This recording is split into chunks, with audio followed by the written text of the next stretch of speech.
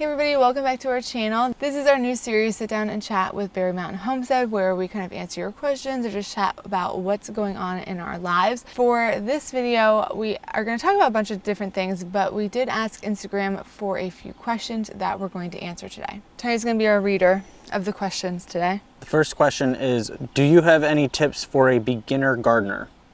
I think being patient and also just kind of like going with the flow of nature. Sometimes you have to be, because you don't always get the best crop. Things happen, disease happens, pests happens. Being open to learning, and like if something goes wrong one year, planning for it for the next year, and just always learning and getting new information and stuff like that. And it's a slow process, right? Like I feel like you can't expect like a tomato like that. It's a lot of work, but it's worth it. No, I agree. Things are going to happen. You need to be okay with losing crops, and sometimes there's nothing you can do. A lot of times there is, but most of the time you don't figure that out until after the fact.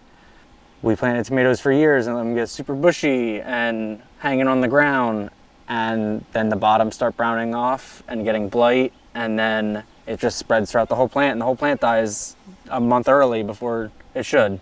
Mm-hmm.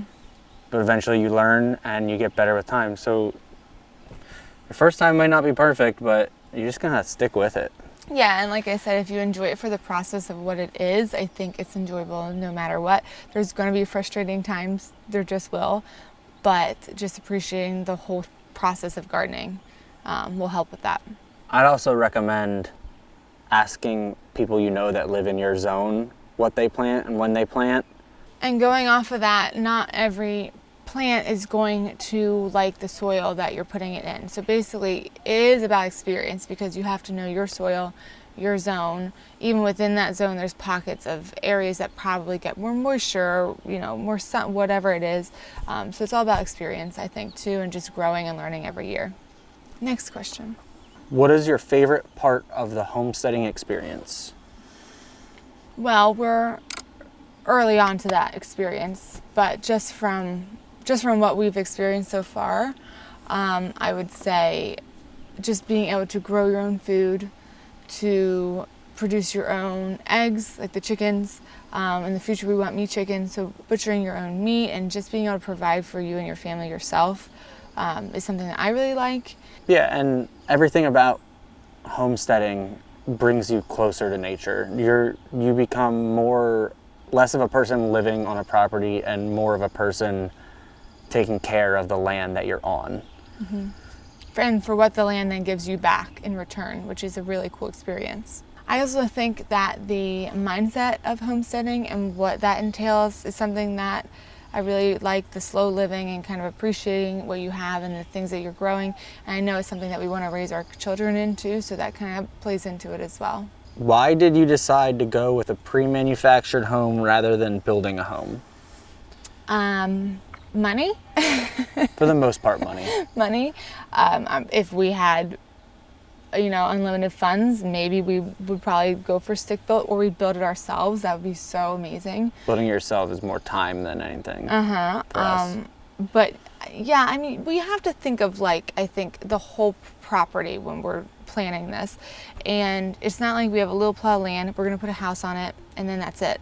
We have to think we want a barn, a shed, a greenhouse, and all these things. And if money grew on trees, maybe we'd have a stick-built house. And most definitely. But we have to think long term and spread our income and our budget throughout all of the things that we want on our homestead. All the different facets of our life: horse, garden, mm-hmm. which comes with greenhouse, and fencing for the garden, because you can't have a garden without a fence here. Animals, dog fence for Dixie. Yeah. And they're pretty similar in construction design. The manufactured homes come on a trailer built into it that they tow there. The modular homes, they set them on a trailer and take them off with a crane. Mm-hmm. It's the only difference. One gets put on a foundation, which costs roughly $10,000. The other one gets put on pillars, so it's off the ground. Yeah. They still are built to almost the same codes, pretty much very similar. They're still made with 2x4s and 2x6s. Yeah, I would say modular and stick-built are very, very similar, aren't they? They're basically identical. Just one's built there and one's built in the factory and then put together here. Right. And kind of the cool thing with that too is, like for us, we're going to be getting all the site work done at one site, our land, while they're building the house on, in the factory. So it's kind of like you cut down your time too. You can, yeah. Yeah, there's pros and cons to each, but that's basically why we chose what we did. Once your homestead is built, do you ever see yourself getting another dog or dogs? Yes. Yeah, you do. I don't know, but like we'll have goats and we'll have a horse and I don't know. I don't think we'll have another dog with Dixie. I mean, we might. She does great with other dogs. She loves other dogs, especially bigger dogs. But as far as like guard dog, she's loud. She howls and barks at anything that moves. Watch. She's a watchdog. Not a guard dog, watchdog. Yeah. But like she does get along with dogs, but we also have my parents right here and they have a dog, so she gets that interaction, that social interaction. If we did get another dog, I know Tony would want a Great Dane. Yeah, probably. I don't know. I've always thought of myself as having 2 dogs, but I feel like now, thinking that we're going to have all these other animals and stuff, I don't know if I necessarily will. I don't know if it's worth it for the hassle with everything else that you have to do. Dixie does well on her own. She loves the cats, but like we said, she still gets that social interaction from my parents' dog. So I don't know. To be determined, I guess. I know we'll always have a dog. At least one, yes. Yeah, we'll always have at least one dog. I know that much. Yep. Are there fall crops you plan to plant in your garden later this summer or fall? Yes, at least I do. Well, then we both do. Yeah. So broccoli we've tried in the summer before, and No, in the spring. In the spring before, and it doesn't work very well because there's just way more pests. So we've always wanted to try it in the fall. 0 luck with broccoli. In the spring. In the spring. Yeah, but the fall I think will be a different experience. We did have luck with it last year. We didn't get that many, did we? So we moved though. We moved. We started broccoli in the fall because in the spring we had tons of pests. Mm-hmm. And it was just a nightmare. And then around August-ish, you plant more. Yeah. And it develops into the fall, and it was doing great. We were getting a nice big head, and then we moved up here. Yeah. Away. So we never really got to see how good of a crop we'd get in the fall. Also, lettuce. I was going to say kale. Kale. I really want to grow kale. Yes, we actually bought kale seeds. So yeah, we did. Yeah. You can grow kale in the winter too. You can keep it going. Yep. And fun fact, kale, I'm assuming all lettuce, but I know specifically kale, like they said, it tastes so much better. After the first frost. Yeah, when it's cold weather. Yeah. Is there anything else that we're planning on planting in the fall? Lettuce, kale, broccoli. We have our Brussels sprouts, which you harvest in the fall. Yeah. You could do sugar snap peas again, I think. I don't know if my mom's planning on redoing hers or not, but you can do them. I think that's about it. Probably that's it. A lot less in the fall. Yeah. Honestly, once you get to fall, you're kind of always like a little tapped out, I feel like. Just sick of watering and I start weeding. School. I'm a teacher, so I start teaching again, and it's just, fall can be a hard time with that, but we do a little bit here and there.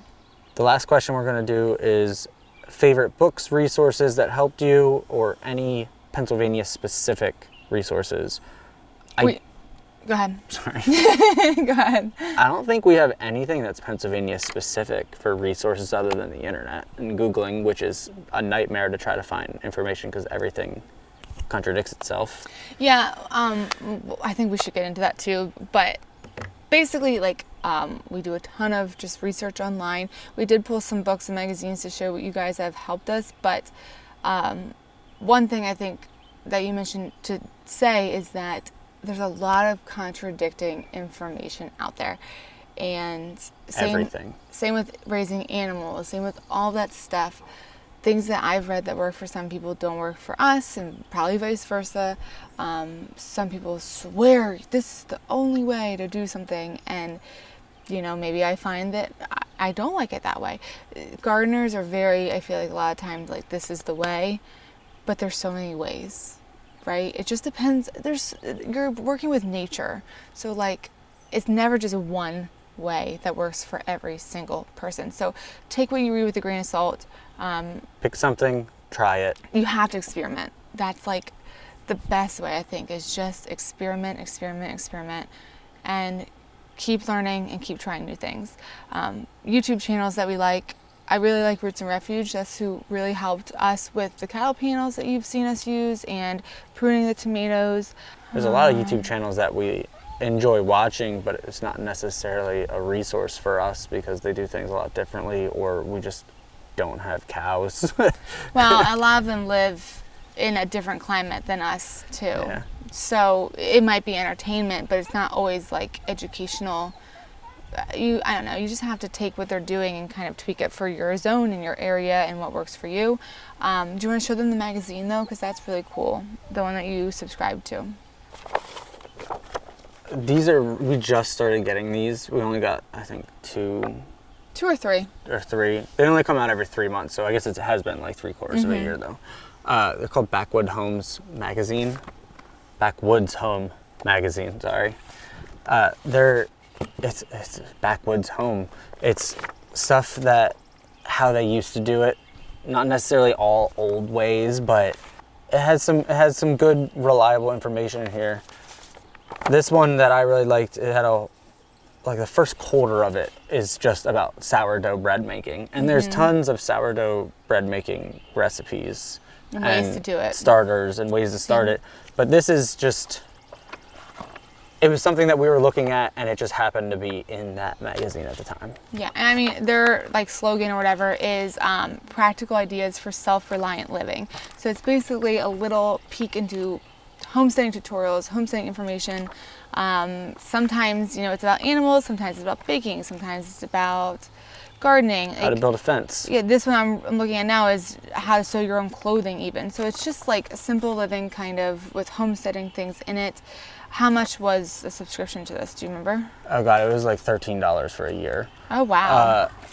You only get 4 episodes. You only get 4 editions, and I think I got it on sale. This says $7.99 if you buy it individually. So I don't even know where you'd buy this though. You found it online, It's right? all online, Yeah. but these are a great jumping point. They give you ideas. It's not necessarily what you want to do, but like if I need to build a fence, I know I have one that says how to build a fence, and I can look at it and take certain ideas from that and then go do my own research online. But I have a starting point and an idea to start with. But they do also have books about self-reliance, about gardening, homesteading, cooking, canning. Dairy goats. I would love to read the canning one. Chickens, lots of different stuff. So check it out. We can actually link their website below. It's backwoodshome.com. But we've been loving reading these and diving into them. The other few books that we got were actually gifts my parents got us for Christmas. All about chickens, because we knew we were getting chickens. Yeah. There's 3 here. These are the only 3 I have, so these are the only resources that we use other than online. This one I really liked. It's How to Speak Chicken by Melissa Coffee. Sure. Melissa Coffee, I don't know.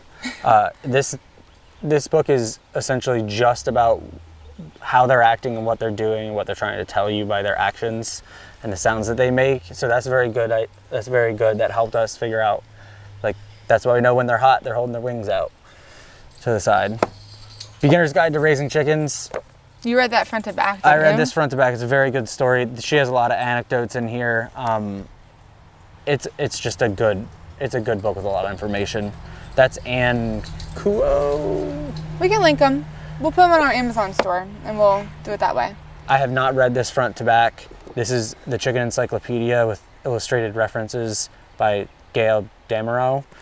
This is more of a quick reference guide. If you can look up, it literally has everything in here. If you need to know what a breed is, what's happening, what something looks like, you can just reference it in that book. So that's nice. Yeah, I mean, it's straight up like an encyclopedia. It's an encyclopedia. So I think this would be more like, oh, I have this problem, or oh, I'm not sure about this. Let me go look it up in this one.